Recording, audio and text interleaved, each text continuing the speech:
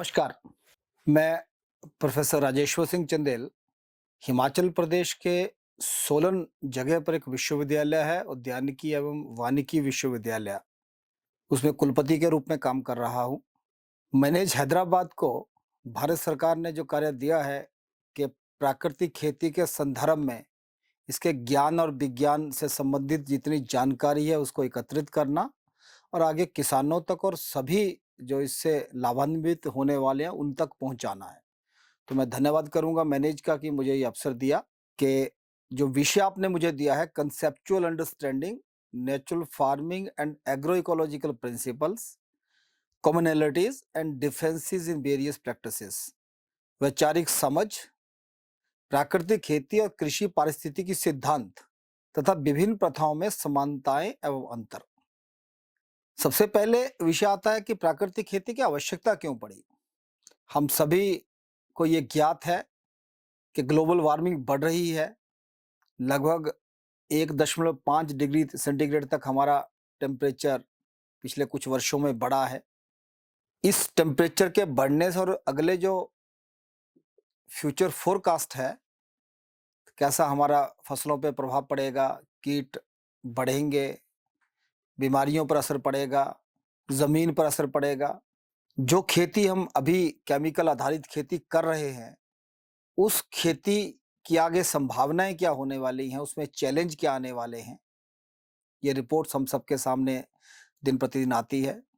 और यहाँ तक कि कुछ विद्वानों ने तो यूनाइटेड नेशंस के माध्यम से ये भी कहा है, ये 2014 में 15 में ये रिपोर्ट आई थी कि अगर इसी तरह की खेती हम करते जाएंगे तो उस समय इन्होंने 60 वर्ष केवल कहा था, तो मुझे लगता है कि ये लगभग अब 52-53 वर्ष ये बचे हैं कि अगर ऐसी ही खेती हो गई तो हमारे पास इस खेती के तौर तरीके करने के लिए सिर्फ 52 वर्ष बचे हैं।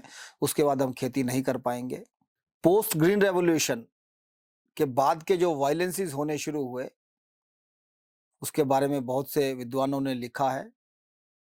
चाहे किसान की आय पर है, किसान का खेती छोड़ने पर है, भूमि का क्षरण है, पानी की अधिक आवश्यकता है और क्लाइमेट चेंज में जो एमिशन जो अलग-अलग गैसेस निकलती हैं, हमारी जो आजकल की खेती करने के तौर तरीके हैं, उसके संदर्भ में बहुत कुछ लिखा जा सकता है। हमारे खाद्यान्नों में भी अब कीटनाशकों, फफूंदनाशकों के ज़हर, इसके अवशेष आने शुरू हुए हैं, ये हम सबके ध्यान में है। और विशेषकर जिन किसानों का जो प्रोड्यूस है, उसका एक्सपोर्ट होता है और कितनी कंसाइनमेंट हमारी कुछ वर्षों से वापिस आ रही हैं, क्योंकि उसमें जो हमारी जो मैक्सिमम रेजिड्यू लिमिट है, जो अधिकतम इस ज़हर की सीमा है, उससे अधिकतर ये पाई जा रही हैं। ये नया चैलेंज हम सबके सामने आया है और किसानों के ऊपर जो डिस्ट्रेस है, उसकी लोनिंग है, उसका उसका फसल का बर्बाद होना है, उसकी ज़मीन का बंजर होना है और फसल का हर तीसरे साल में, चौथे साल में फसल का ना आना, ये गंभीर कारण बनते जा रहे हैं। प्राकृतिक खेती विषय एक आया 2004-5 में, ये विषय कर्नाटका से शुरू हुआ था और इसके जो जनक, जिनको भारत सरकार ने बाद में चौथे सबसे बड़े नागरिक सम्मान पद्मश्री से भी सम्मानित किया था, आदरणीय श्री सुभाष पालेकर जी, उन्होंने जीरो बजट नेचुरल फार्मिंग और उसके बाद सुभाष पालेकर प्राकृतिक खेती इस नाम से इस खेती पद्धति का एक कंप्लीट टूल किट दिया।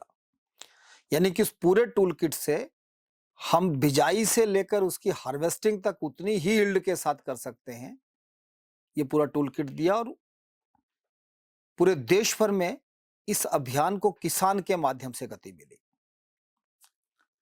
परंतु इससे पहले एक जैविक खेती का अभियान भी चल रहा है, अभी भी चल रहा है, पहले भी था। 2080 के दशक में ये भारतवर्ष में ये अभियान शुरू हुआ था। 90 के बाद में ये सरकारी कार्यक्रमों का हिस्सा बना। परंतु एक समस्या आई कि जैविक खेती छोटे किसान की खेती नहीं बन पाई। यद्यपि देश भर में जैविक खेती पे बहुत से अच्छे किसानों ने सफलतापूर्वक काम किया है। भारत सरकार और अन्य सरकारों और अन्य एजेंसियों से ही ये सम्मानित किसान भी रहे हैं और बहुत अच्छे मॉडल इन्होंने खड़े किए हैं। परंतु अपेक्षा ये थी कि जिस तरह से भारत सरकार का इसमें बहुत सा पैसा भी लगता है, सपोर्ट आती है, असिस्टेंस मिलता है। जैविक खेती छोटे किसान की खेती बननी चाहिए थी। भारतवर्ष का 78-80% किसान छोटा है, 1 हेक्टेयर से कम की उसकी भूमि है। उस किसान की समस्या को देखते हुए ये खेती आम किसान की खेती बननी चाहिए थी और मैं बड़े दृढ़ विश्वास के साथ ये कह सकता हूं कि जैविक खेती आम किसान तक नहीं पहुंच पाई। और ये कुछ साइंटिफिक रिपोर्ट्स हैं जिनके आधार पे मैंने जो लिखा है कि साइंटिफिक रिपोर्ट्स में लिखा है कि चैलेंजेस जैविक खेती के भारतवर्ष में क्या है। तो पहला चैलेंज था कि जागरूकता की कमी, किसान में जागरूकता की कमी है। माने इंस्टीट्यूशनल जो जागरूकता किसान में करनी चाहिए थी वो कम हो पाई है। परंतु प्राकृतिक खेती में तो हम इसको मानते हैं कि ये पद्धति ही किसान केंद्रित पद्धति है। ये पद्धति किसान वैज्ञानिक किसान जो एक्सटेंशन का अधिकारी है उसके साथ मिलकर चलेगी। इसलिए जागरूकता की इसमें कमी नहीं आएगी। किसान से अधिकारी, किसान से के साथ वैज्ञानिक और किसान से किसान की मूवमेंट है। दूसरा विषय था कि विपणन और कीमतें। बाह्य खाद्यों का उपयोग होता तो कीमतें बढ़ेंगी, क्योंकि जितने भी जैविक खेती में इनपुट्स यूज होते हैं बहुत सा उसमें से जो हमारा किसान खरीदता है दुकान से खरीदता है, बाहर से खरीदता है। जब बाहर से खरीदता है तो ये ध्यान में भी आना शुरू हो गया कि जैविक खेती जो रिकमेंडेशन किसान को जाती है वो केमिकल खेती से भी अधिक महंगी होती गई। परंतु प्राकृतिक खेती में सभी आदान क्योंकि उसके किसान के खेत में बनने हैं, उसके घर उसके गांव के आसपास बनने हैं, इसलिए विपणन कीमतों का इसमें विषय ही नहीं उठता। किसान का विपणन और कीमतें हैं उसको हम न्यूनतम ले जाते हैं। जैविक खेती में एक विषय मिट्टी में बायोमास की कमी होती है, ये आता है। परंतु प्राकृतिक खेती में तो फसल दर फसल हम मिट्टी में पोषकता की वृद्धि की बात करते हैं और किसान ने इसको प्रूव किया है, अपने अपने खेत पे सिद्ध किया है अपने अपने मॉडल के द्वारा। एक रिसर्च पेपर में ये भी लिखा था कि देश भर में या प्रांतों में अपर्याप्त बुनियादी ढांचा है। परंतु प्राकृतिक खेती में तो बुनियादी ढांचा किस लिए चाहिए। और भारत सरकार का मैं हृदय से धन्यवाद करूंगा कि अभी national mission on natural farming, राष्ट्रीय स्तर पर एक नेशनल नेचुरल फार्मिंग के लिए एक मिशन खड़ा किया और 1500 करोड़ रुपए के बजट प्रावधान उसमें किया है। तो पर्याप्त बुनियादी ढांचा है। प्राकृतिक खेती में बहुत अधिक धन की आवश्यकता नहीं है, बहुत ढांचे की आवश्यकता नहीं है। सिर्फ किसान को बीच में रखकर अगर अभियान चलाते हैं तो ये सफल अभियान बनने वाला है। जैविक खेती में उच्च लागत और आदानों की अनुपलब्धता, लागत बढ़ रही है, इनपुट इंटेंसिव ये क्रॉप बन रही है, चाहे इसको हम बाजार से खरीदें, परंतु इनपुट्स जितनी भी चाहिए बाजार से उपलब्ध करवा रहा है। प्राकृतिक खेती में सभी आदान स्थानीय स्तर पर किसान अपने आप अकेला या समूह में या उसका परिवार बनाता है। प्रमाणीकरण में किन समस्याएं, सर्टिफिकेशन एक बहुत बड़ा विषय बना है, क्योंकि यूरोप में सर्टिफिकेशन कभी शुरू हुई थी उसको हमने फॉलो किया। थर्ड पार्टीज असेसमेंट करती हैं किसान की, उसकी प्रमाणीकरण करती है। परंतु हमारा मानना है कि जो किसान खेती के साथ साथ पर्यावरण की चिंता, पानी की चिंता, जल जंगल जमीन और स्वास्थ्य की चिंता करता है, पर्यावरण की चिंता करता है, तो उसका प्रमाणीकरण उसका क्यों होना चाहिए। परंतु यदि प्रमाणीकरण होना भी चाहिए तो उसके अनुकूल हो। तो अभी हिमाचल प्रदेश ने किसान और उपभोक्ता के अनुकूल ऐसा एक प्रमाणीकरण सिस्टम बना लिया है। यह सॉफ्टवेयर सिस्टम है जिसमें किसान को कोई पैसा नहीं खर्चना, और कुछ वर्ष के बाद जैसा कि जैविक खेती में होता है, एक्सटर्नल एजेंसी जब किसान को छोड़ देती हैं, जब एक्सटर्नल फंडिंग मिलना बंद होती है तो किसान अबेंडेंड हो जाता है। वो किसके साथ प्रमाणीकरण करवाए। परंतु इसमें किसान खुद अपना डेटा ऐप पे भरता है और उस ऐप को लगातार वो अपनी फसल के हिसाब से, अपने कार्य के हिसाब से उसको अपडेट करता रहता है। और ये उपभोक्ता के अनुकूल है, उपभोक्ता को बैक ट्रेसेबिलिटी से मिलती है। तो मूल अंतर जो हम जैविक खेती और प्राकृतिक खेती में कह सकते हैं, यद्यपि जैविक खेती का जो मूल सिद्धांत है वो भी जल जंगल पानी सबको बचाना है, पर्यावरण की रक्षा करना है, केमिकल का प्रयोग नहीं करना है।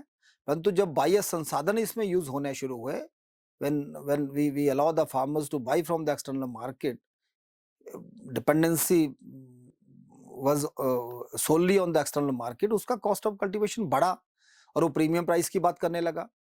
जबकि प्राकृतिक खेती में हम प्रीमियम प्राइस की बात नहीं करते हैं, हम उसका जो कॉस्ट ऑफ कल्टीवेशन उसको मिनिमाइज करते हैं।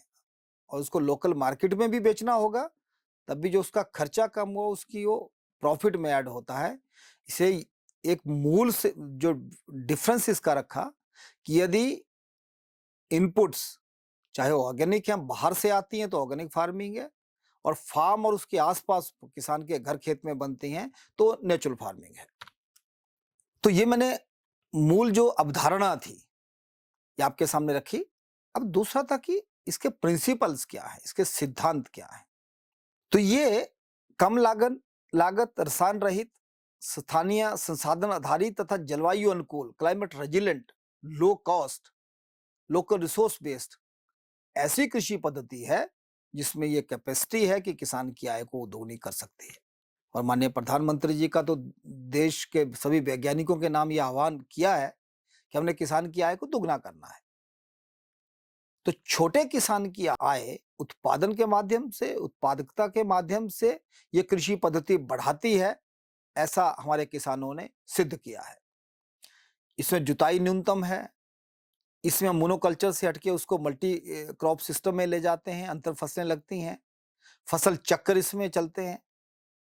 इसमें आच्छादन का बहुत बड़ा योगदान है, चाहे वो लाइव आच्छादन है, चाहे डेड आच्छादन है, परंतु आच्छादन का प्रयोग से हम जो जमीन के अंदर की सॉइल विविधता है उसको बढ़ाने में महत्वपूर्ण योगदान देते हैं। और ये कृषि रसायन के बिना है, किसी भी कृषि रसायन का इसमें प्रयोग नहीं है, और उत्पादन अच्छा है, केमिकल के बराबर तो है ही, पहले ही वर्ष ये उत्पादन उतना मिलता है और धीरे धीरे ये बढ़ता भी है।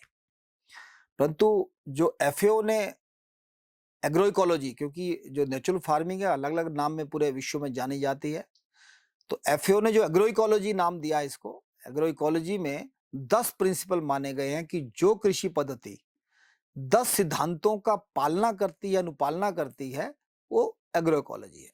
तो अभी मैं आपको बताऊंगा कि ये 10 प्रिंसिपल्स हैं, परंतु प्राकृतिक खेती के माध्यम से हम अभी 5 की अनुपालना कैसे कर रहे हैं, और 5 की अनुपालना करना अभी शेष है।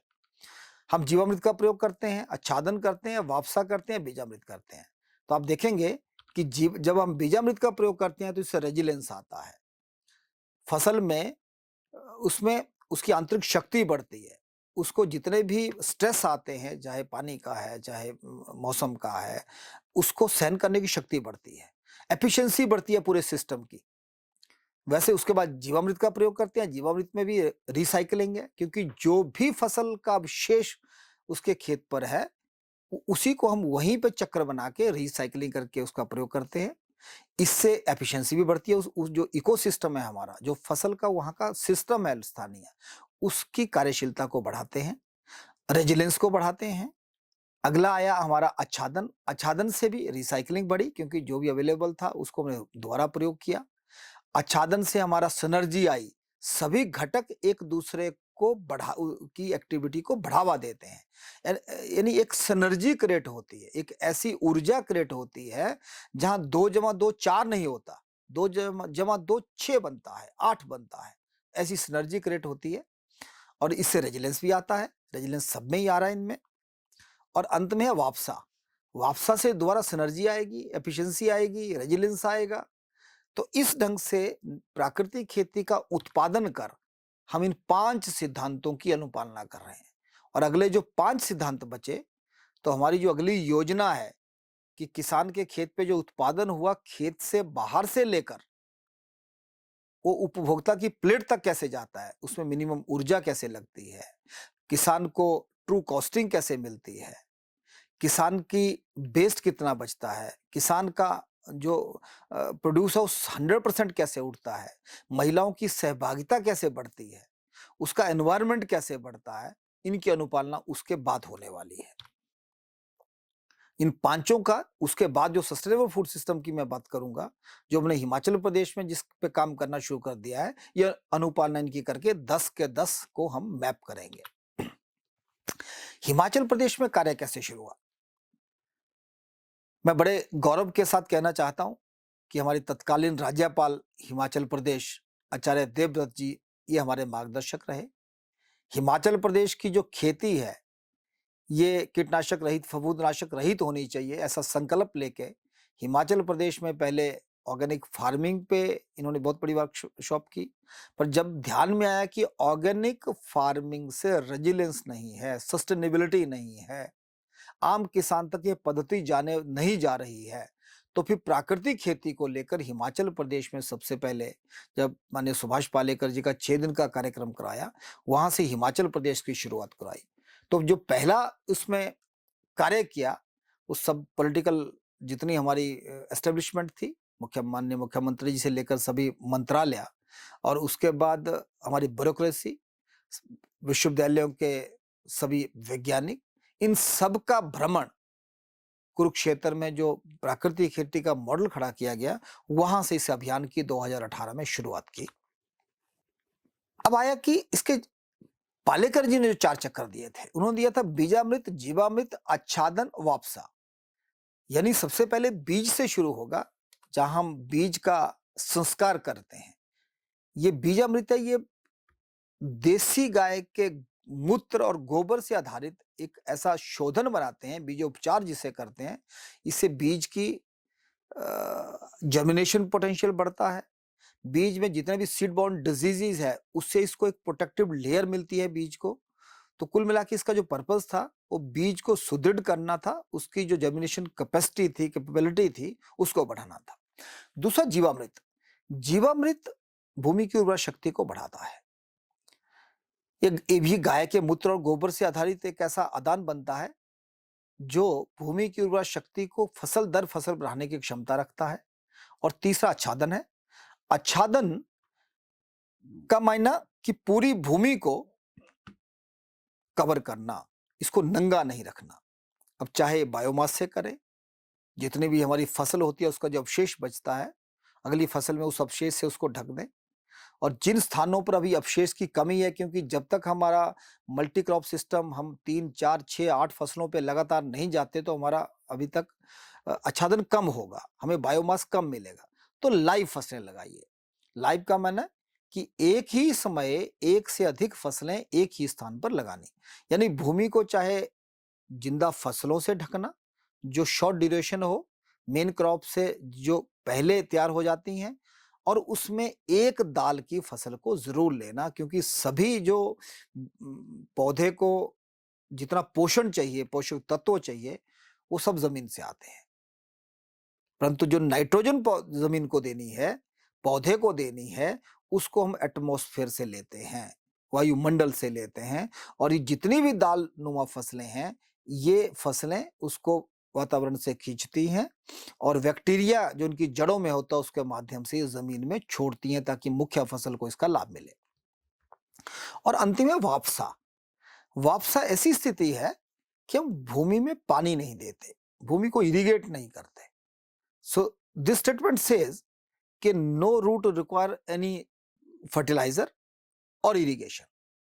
भूमि में 50% वायु रहे और 50% वाष्प रहे, वो स्थिति सबसे अनुकूल स्थिति भूमि के नीचे जितने भी हमारे माइक्रो ऑर्गेनिजम्स हैं उनकी बढ़ोतरी के लिए, केंचुआ की बढ़ोतरी के लिए और पौधों की बढ़ोतरी के लिए ये स्थिति आवश्यक है। इसके सिवाय, क्योंकि आज पूरे देश भर में हमारे सभी किसान बंधु सुनते हैं, बाकी जितने भी अधिकारी हैं, कृषि अधिकारी हैं, वैज्ञानिक हैं, कि ऑर्गेनिक कार्बन का एक बहुत बड़ा संकट पूरे देश में खड़ा हुआ है। आज एवरेज ऑर्गेनिक कार्बन 0.5 के आसपास देश भर का पहुंच गया है। और जब तक भूमि में ऑर्गेनिक कार्बन नहीं होगा, ह्यूमस नहीं बनेगा। ह्यूमस नहीं बढ़ेगा तो humus is the store house of the nutrients for the roots. तो इसलिए जितना भी कार्बन आच्छादन के माध्यम से हम जमीन में डालते जाते हैं, इसको नाइट्रोजन से जमीन में फिक्स करते हैं, ताकि इसका ये अधिक टेम्परेचर में, जब टेम्परेचर 32 डिग्री, 33 डिग्री, 34 डिग्री बढ़ता है, तो ये वोलेटाइल हो जाता है। तो उस स्थिति में उतनी नाइट्रोजन जमीन में दालनुमा फसलों से डालते हैं, ताकि ये दोनों आपस में बंध जाए और एक अंश भी इसका वातावरण में कार्बन डाइऑक्साइड का ना जाए। और मैं किसान साथियों से और सभी जो हमारे अधिकारी हैं, जो कि जिनका किसानों से सीधा संबंध है, एक्सटेंशन ऑफिसर्स हैं, वैज्ञानिक हैं, उनसे एक निवेदन करना चाहूंगा कि ये सिर्फ गोबर और गौमूत्र का छोटा-सा भूमि की किसान को खड़ा करने का एक प्रयास नहीं है। ये सिर्फ गोबर और गौमूत्र और गाय, ये विषय नहीं है। ये बहुत बड़ा विषय है। ये आधुनिक विज्ञान है। और कई बार मैं एक विषय और कहना चाहता हूँ कि हम कई बार कहते हैं कि ट्रेडिशनल खेती और मॉडर्न खेती, यानी जो हम केमिकल खेती करते हैं वो मॉडर्न खेती और ये ट्रेडिशनल खेती है। It's not true. मैं तो ये कहूँगा ये आधुनिक खेती है, जहाँ पे हम पानी बचाने की बात करते हैं, 60 से लेकर 80% तक हम पानी की आवश्यकता को कम करते हैं। फसल दर फसल हम भूमि की उर्वरता को बढ़ाते हैं। हम कार्बन और नाइट्रोजन को हम फिक्स करके हम जीरो एमिशन की बात करते हैं, क्योंकि किसी भी केमिकल का प्रयोग नहीं है। जो केमिकल आज जब बात करते हैं कि लगभग 14% तक जो आज क्लाइमेट चेंज में कंट्रीब्यूशन है वो आधुनिक खेती का है। तो हम जीरो एमिशन बेस्ड एग्रीकल्चर इसको में परिवर्तित करते हैं। और दुनिया भर में यूनाइटेड नेशन ने जो 17 सस्टेनेबल डेवलपमेंट गोल सब देशों के लिए सुनिश्चित किए हैं, और लगभग 96-95% देशों ने इसको माना है कि हम इन पे काम करेंगे। उसमें से 17 ये गोल हैं, 169 टारगेट्स हैं और 232 इंडिकेटर हैं। तो प्राकृतिक खेती के माध्यम से 7 गोल इनकी हम पूर्ति करते हैं, 15 टारगेट्स को मीट आउट करते हैं और 18 इंडिकेटर्स को मैप करते हैं। इसलिए सिंपली गाय, गोबर, गौमूत्र नहीं है, ये दुनिया भर में जो आवश्यकताएं हैं, जो देश के माननीय प्रधानमंत्री जी का दुनिया को कमिटमेंट है, हम कितना पानी 2030 तक कम करेंगे, हम कितनी भूमि को रीजनरेटिव करेंगे, हम बायोडाइवर्सिटी को कितना बढ़ाएंगे, ताकि जो माल न्यूट्रिशन का विषय देश भर में चल रहा है, जो भारत सरकार की एक प्राथमिकता है, उसमें कंट्रीब्यूट करेंगे। हमारी महिलाएं सभी पोषण युक्त हों, हमारे बच्चों की जो ग्रोथ स्टंटेड हो रही है, बच्चे माल न्यूट्रिशन है, उनमें न्यूट्रिशन आए, तो ये सब विषयों की पूर्ति इस प्राकृतिक खेती से होने वाली है। इसके साथ साथ कुछ अन्य सिद्धांत हैं। अगर आप जैविक खेती की बात करेंगे तो उसमें जो रिकमेंडेशंस हैं, अगर आप FIM की रिकमेंडेशन देखेंगे, जो हमारी गली सड़ी गोबर की खाद है, तो हमें बहुत से पशु चाहिए, ताकि 1 एकड़ भूमि में जो हमारा 5 टन प्रति एकड़ भूमि को जो गोबर चाहिए, उसमें कई पशुओं की आवश्यकता है। और आज पूरे देश भर में हमारा फैमिली साइज कम हो रहा है। जब फैमिली साइज कम हो रहा है तो घर घर में पशु भी कम हो रहा है, तो यह पूर्ति हम कहां से करेंगे? परंतु इस खेती में धीरे धीरे, शुरुआत में तो मैं नहीं कहूंगा, परंतु जब दूसरे वर्ष, तीसरे वर्ष में जब किसान जाता है, तो 30 एकड़ भूमि एक ही गाय से आसानी से की जा सकती है, क्योंकि जितने भी इसमें अदानों का प्रयोग है, एज ए फर्टिलाइजर नहीं है, as a pesticide, as a fungicide नहीं है, हम कल्चर के रूप में देते हैं, एक जाग के रूप में देते हैं। दही दूध का जो संबंध है, दूध को जब दही में परिवर्तित करना है, तो बड़ा छोटा सा 1 चम्मच 2 चम्मच से जब हम पूरे 5 किलो 10 किलो दूध को दही में परिवर्तित करते हैं, ऐसे छोटी मात्रा में 200 KG 200 litre of the Jeevamrut will be sufficient to meet the requirement of 1 acre of the land, whether it is the fruit based cropping system or vegetable based or cereal based cropping system. Secondly, जितने भी plant product हैं, हमारे पास करंज है, हमारे पास हम बात कर नीम की करते हैं, हम दरेक की करते हैं, बट ये सब जगह अवेलेबल नहीं है। जब अवेलेबल नहीं है तो मार्केट इसका अलग अलग फॉर्मुलेशन बना के बेचती है, और बर्डन जो पड़ता है वो किसान पे पड़ता है। तो इसमें एक जो सिद्धांत है, पालेकर जी ने जो सिद्धांत दिया है कि घर के आसपास का जो भी पौधा है जिसको गाय नहीं खाती है, that acts like a protectant, वो पौधों के लिए रिपेलेंट का काम करेगा। और जितने भी अस्त्र बनेंगे, नीम अस्त्र, ब्रह्मास्त्र, अग्नि अस्त्र, ये सब अस्त्र इन्हीं पौधों से, चाहे ये समुद्र तल से 300 मीटर्स एलिवेशन हो, 200 मीटर हो, और चाहे हिमाचल प्रदेश के गांव जो 4000 मीटर अल्टीट्यूड पे हैं, उन सब पे लागू होती है, क्योंकि 4000 मीटर वाला नीम नहीं खरीद सकता, उसको नीम आएगा तो महंगा आएगा। जो समुद्र के किनारे रहते हैं उनके पौधे अलग हैं, जो बायोडाइवर्सिटी सेंटर्स में रहते हैं उनके पौधे अलग हैं, जो ड्राई लैंड में रहते हैं उनके पौधे अलग हैं। इसलिए जो पौधा जिस पारिस्थितिकी में उपलब्ध है उसका प्रयोग करना। अगला इसका उप सिद्धांत है कि जितनी भी हम फसलें लगाएंगे, मुख्य फसल को 60% लगाना और 40% वहां पर अन्य फसलें आए जो शॉर्ट ड्यूरेशन हो, कम अवधि में तैयार होती हो और वो कैश क्रॉप हो जो किसान को आमदन लगाने के 30 दिन से देना प्रारंभ कर दे और जब तक मुख्य फसल नहीं आती तब तक हर हफ्ता कुछ ना कुछ किसान को दे। परंतु इन सब फसलों में एक द्विदल यानी डाइकॉट यानी दाल वाली फसल जरूर होगी ताकि एटमॉस्फेरिक नाइट्रोजन को वो अब्सॉर्ब करे बैक्टीरिया के द्वारा और जमीन में देकर सभी फसलों की आवश्यकता को पूरा करे। और सभी आदान क्योंकि घर और गांव में ही बनाने हैं, बन रहे हैं, लोग बना रहे हैं, इसलिए बाजार पे उसकी निर्भरता धीरे धीरे खत्म करना है। ये 5 स्टेप्स हमने हिमाचल प्रदेश में लिए कि कैसे हम किसानों तक गए। तो मेरा इसमें निवेदन जो main I would like to request to the all extension officers, let's not be in haste. बहुत जल्दी ना करें, ये ट्रांसफॉर्मेशन है। This is against the flow, this is against the earlier teaching we have been doing to the farmers. जो हम किसान को आज तक सिखा रहे थे और जो हमने आज तक सीखा, ये इससे उल्टी दिशा में ये पद्धति है। तो कैसे हमने शुरू किया? सबसे पहले संवेदीकरण, सेंसिटाइजेशन, बड़े लेवल पर सेंसिटाइजेशन प्रोग्राम किए ताकि इस पद्धति का नाम लोगों में जाए। और सेकंड था प्रशिक्षण, बड़े छोटे स्तर पे प्रशिक्षण शुरू किए, 10 किसान, 15 किसान, 5 किसान, 10 किसान, और 2 दिन का वेल डिजाइन प्रशिक्षण रखा ताकि 14 घंटे 15 घंटे किसान आए, आधा घंटा पढ़ाई करे और 1 घंटा उसको उस आदानों को बनाए। और ये सभी प्रशिक्षण हम किसान के खेत पे करते हैं, किसी हॉल में, किसी इंस्टीट्यूशन के अंदर नहीं करते हैं। और तीसरा था फिर इसी प्रशिक्षण के जो प्रशिक्षित किसान हैं उसमें से जो सबसे ज्यादा इंटरेस्टेड हैं उनको काम में लगाना, विधि को अपनाना। और चौथा था मॉडल पर भ्रमण करना। इन किसानों को जिन्होंने काम करना शुरू किया वो किसान के मॉडल पे हम उनको ले जाते हैं और मॉडल पे जब हम उनको ले जाते हैं तो किसान से किसान की चर्चा, we promote the farmer to farmer interaction.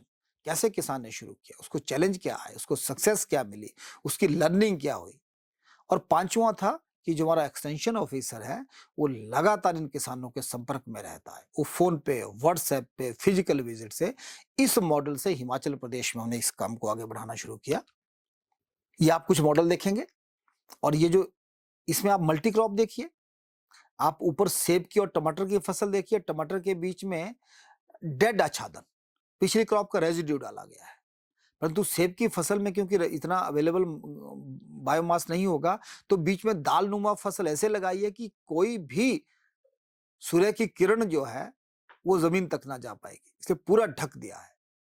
और आप नीचे देखें हाई डेंसिटी पर, हाई डेंसिटी पे आच्छादन लाइव का भी किया है, डेड का भी किया ताकि ऑर्गेनिक मैटर भी जाए, एटमॉस्फेयर के नाइट्रोजन भी जाए, और किस तरह से किसान इसमें इसको सफलतापूर्वक कर रहे हैं।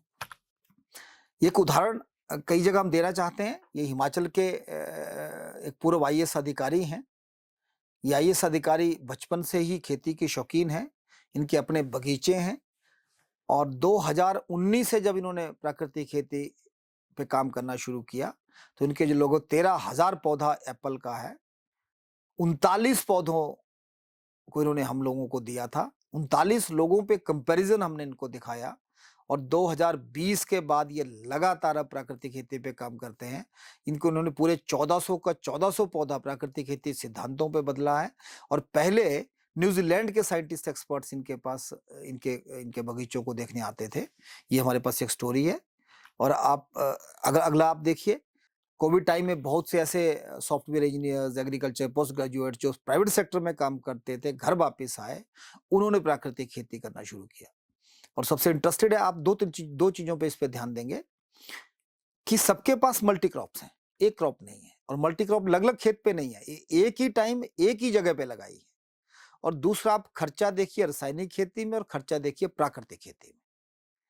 पहले ही साल 50,000 से 5,000 खर्चा उसका आ गया। यानी जब खर्चा कम हुआ तो उसको प्रीमियम प्राइस नहीं चाहिए। वो कंफ्यूज प्रीमियम प्राइस से नहीं हुआ है जो हम ऑर्गेनिक फार्मिंग में करते हैं कि तुम ऑर्गेनिक फार्मिंग करना शुरू करिए, तुम्हें प्रीमियम प्राइस मिलेगा। There is no shop in the world I would say, मैं देश की बात नहीं, मैं दुनिया की बात करता हूँ। कोई दुनिया में ऐसी दुकान नहीं है जो ये कहती है कि मेरे पास आइए, मैं तुम्हें ज़्यादा पैसा दूँगा। पर जब हमने कॉस्ट ऑफ कल्टीवेशन मिनिमाइज़ कर ली, तो उसको उसका प्रॉफिट में उसका ऐड हुआ। ये हिमाचल प्रदेश की वर्तमान स्थिति है। लगभग 1,70,000 से ऊपर का किसान काम कर रहा है और 99% जो टोटल पंचायत है, which is the smallest unit, उसमें से हमारे किसानों ने काम करना शुरू कर दिया है।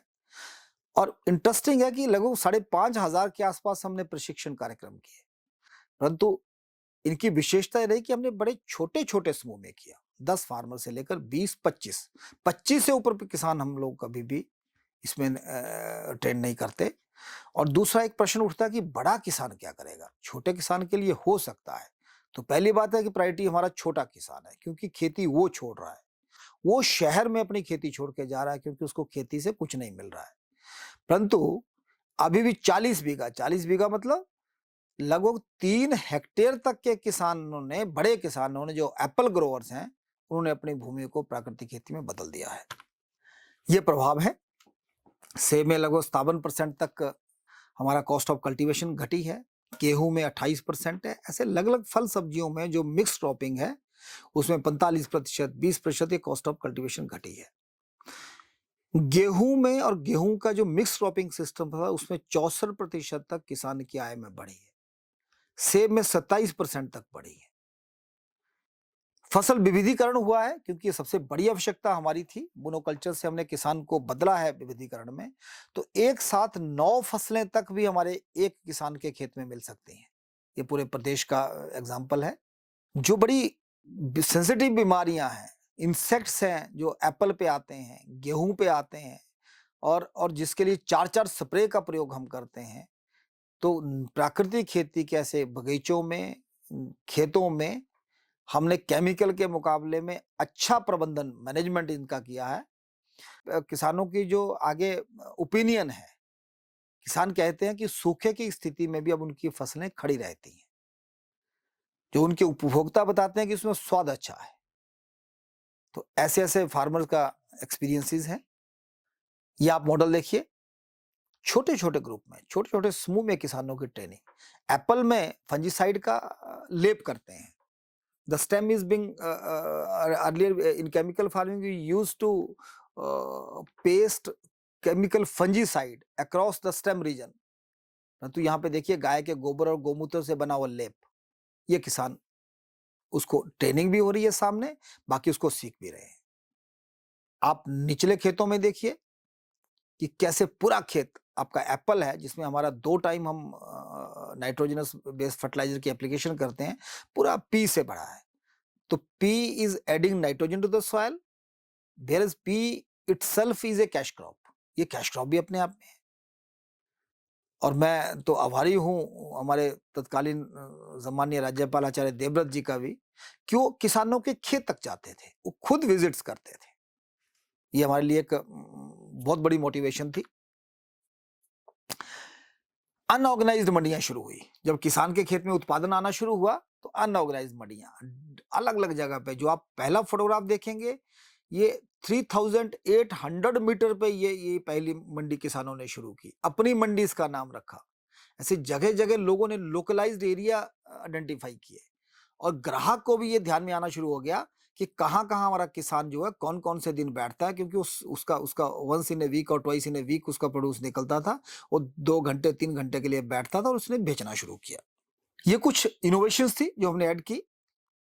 अभी नया जो मैंने बात की कि सर्टिफिकेशन सिस्टम हमने डेवलप कर दिया है, जिसको अपलोड कर दिया है, फार्मर उसमें अपनी अपलोडिंग करना शुरू कर दिया। लगभग 5,000 किसानों की प्रमाणीकरण उससे होना शुरू हो गया है। ये सिस्टम बेस्ड सर्टिफिकेशन जनरेशन है। सस्टेनेबल फूड सिस्टम पर क्या काम हो सकता है, जो मैंने कहा कि हम कैसे खेत के से जो प्रोड्यूस आया उसको कंज्यूमर की प्लेट तक एक ऐसे सिस्टम से ले जाना है जहां कंज्यूमर को ये लगे कि मेरे को ट्रेसेबिलिटी मिल रही है, ये कहां से वापस आया, ये बताना है। और किसान को ट्रू कॉस्टिंग मिले, यानी बाजार में कितने का बिका और किसान को कितना मिला, ये उसको बताना है। ये हमने ये काम शुरू कर दिया है।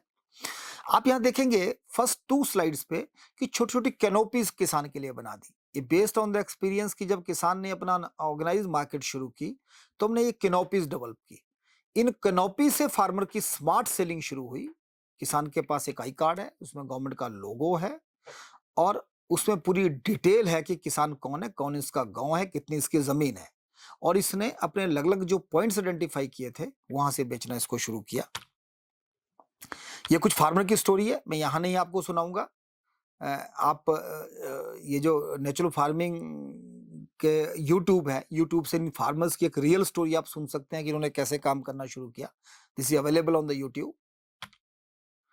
ये सर्टिफिकेशन सिस्टम था, बड़ा इंटरेस्टिंग सर्टिफिकेशन सिस्टम है। 3 साल हमने इसको बनाने में लिए। ये जो ऑर्गेनिक फार्मिंग सर्टिफिकेशन सिस्टम है उसके प्रिंसिपल को मैच करता है, अलाइन करता है। तो इस सितारा सिस्टम हमने इसको नाम दिया 1 सितार 2 और 3। पहला अंतराल किसान है, दूसरा साधारण किसान है, तीसरा विशिष्ट किसान है। जैविक खेती में किसान को सर्टिफिकेशन 3 साल के बाद मिलती है, परंतु यहां अंतराल पे ही उसको सर्टिफिकेशन जनरेट होना शुरू हो जाएगी। और जैसे जैसे वो कुछ खेती पे प्राकृतिक खेती करना शुरू करेगा, पूरे प्रिंसिपल को फॉलो करते हुए उसको साधारण किसान का मिलेगा। और जो पूरे खेत को पूरे प्रिंसिपल के साथ बदलेगा उसको 3 स्टार मिलेंगे। और लाभ ये होगा कि 3 स्टार वाले को फिर मार्केट से सीधा जोड़ेंगे, चाहे फार्म गेट सेल है, चाहे हमारा कैनोपी बेस्ड सेल है, चाहे एफपीसी बेस्ड सेल है।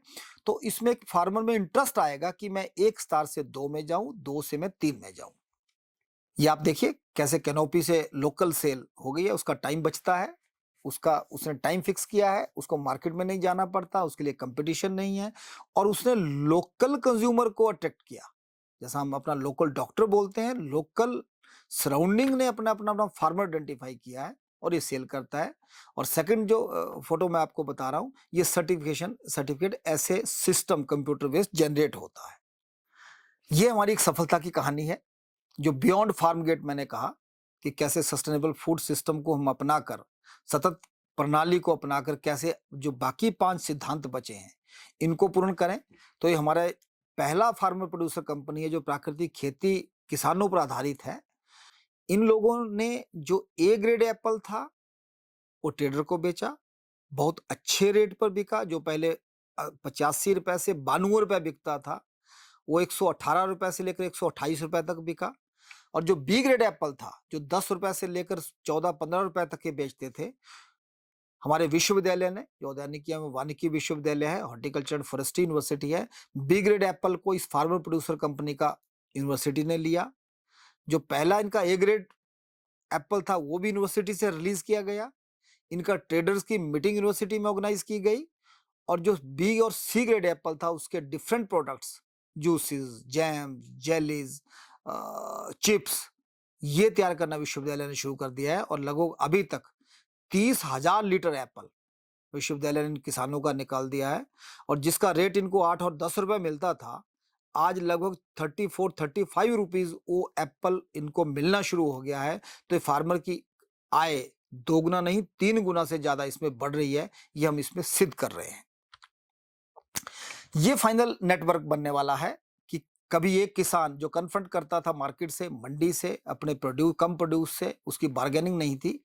इसका उत्पाद आएगा, इसके किसान हित समूह, स्वयं सहायता समूह ये हमने बना लिए हैं। किसान उत्पादन कंपनी आज हम 5 बना चुके हैं। और जो पहली तरफ मूल्य संवर्धन किया है, यहां तक हम इस सारे नेटवर्क फ्लो में हम पहुंच चुके हैं। और मूल्य संवर्धन से सीधी बिक्री ये हमने करना शुरू कर दी है। बाकी अब इसके आउटलेट खोलना है, इसका पैकेजिंग करनी है, इसकी लेबलिंग करनी है, इसकी युवाओं के लिए फ्रेंचाइजीज देंगे, ई मार्केट डेवलप करेंगे। ये अभी इस साल आने वाले टाइम की ये टारगेट है, ताकि 10 के 10 यूएन के प्रिंसिपल जो एग्रो इकोलॉजी के हैं इसको हम पूरा मीट आउट करेंगे। ये प्रकाशन है हर जिला की जो बेस्ट 15 से 18-20 किसान हैं परिवार के साथ, उनके फोटोग्राफी के साथ, उनकी छोटी छोटी स्टोरी, उनकी इकोनॉमिक्स के साथ, ये हम नीति आयोग और भारत सरकार के साथ शेयर करते हैं। ऐसे पूरे प्रदेश की लगभग सैकड़ों स्टोरीज हम सबके सामने आ चुके हैं इन किसानों की। ये सबके अब किसान का मार्गदर्शक, ट्रेनर बन रहा है।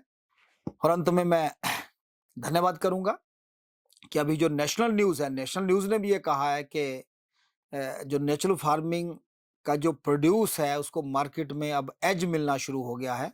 हमारे पेपर्स हैं, उन्होंने ये न्यूज़ खबर देना शुरू की है।